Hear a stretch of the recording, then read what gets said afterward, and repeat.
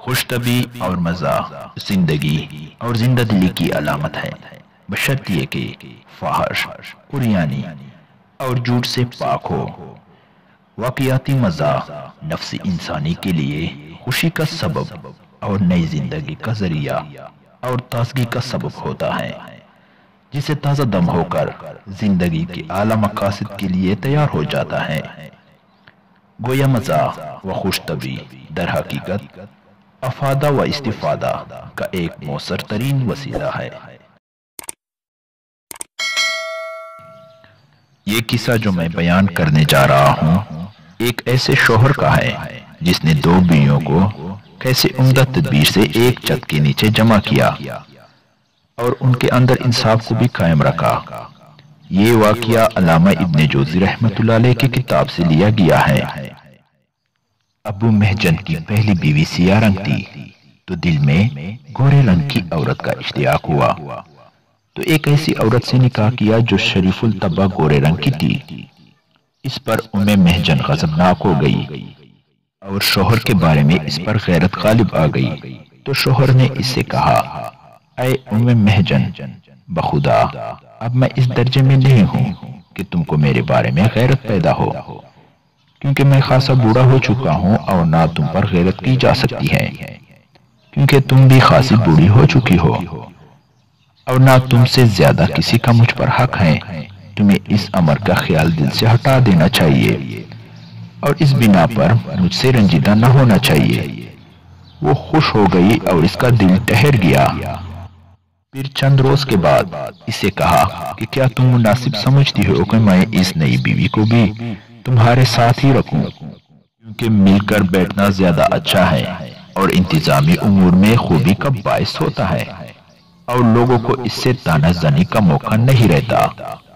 محجن نے کہا، مناسب ہے، ایسا کر لیجئے، اور اس نے اس کو 1 دینار دیا اور یہ کہا کہ میں چاہتا ہوں کہ تمہاری بڑائی اس پر قائم رہے اور وہ نہ محسوس کرے تم تنگ دل ہو، اس لیے تم اس کے لیے کوئی خاص چیز اس دینار سے خرید کر بنا لینا جب وہ کل تمہارے پاس آئے۔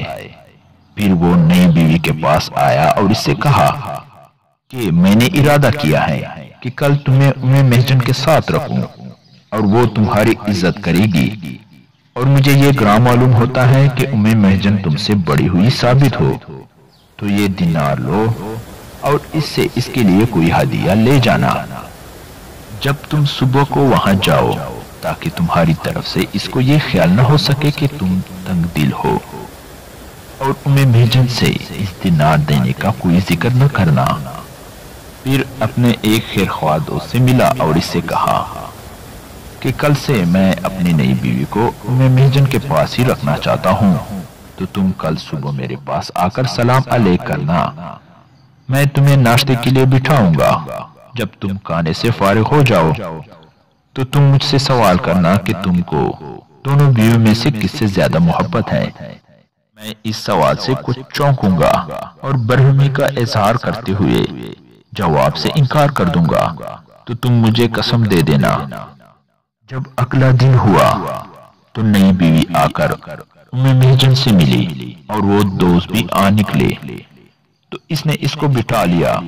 جب دونوں ناشتے سے فارغ ہو چکے تو وہ شخص اس کی طرف متوجہ ہوا اور اس سے کہا، اے ابو محجن، میں آپ سے یہ معلوم کرنا چاہتا ہوں کہ آپ کو دونوں بیویوں میں سے کس سے زیادہ محبت ہے۔ ابو محجن نے کہا، سبحان اللہ، مجھ سے آپ ایسی بات ایسے وقت پوچھ رہے ہیں کہ وہ دونوں سن بھی رہی ہیں، ایسی بات کبھی کسی سے نہیں پوچھی۔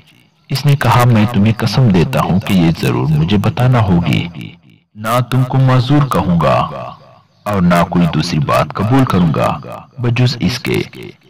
ابو محجن نے کہا، تم اس حد پر آ گئے تو سن لو، مجھے دونوں میں سے دینار والی سے زیادہ محبت ہے، واللہ میں اتنی بات سے آگے اور کچھ نہ کہوں گا۔